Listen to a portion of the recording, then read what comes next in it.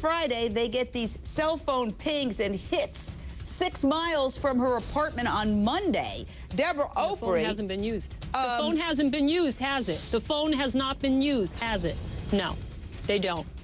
Jane, this is what I'm saying as a family law attorney. We must continuously enforce on these shows.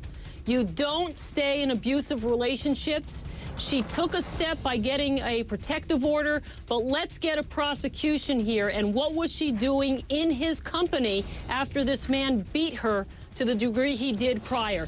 As far as her absenteeism since Friday, the timeline is very important. What you also have to look at is he said no to looking at the car. Did it get washed? Where was he? And I'll say it again, that video is going to be very telling as to who went and who came.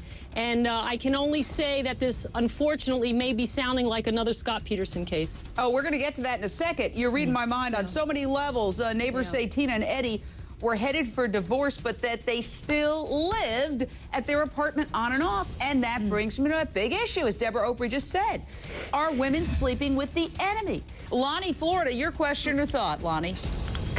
Yes, we have a sex offender database. Is it time for a women abuser database?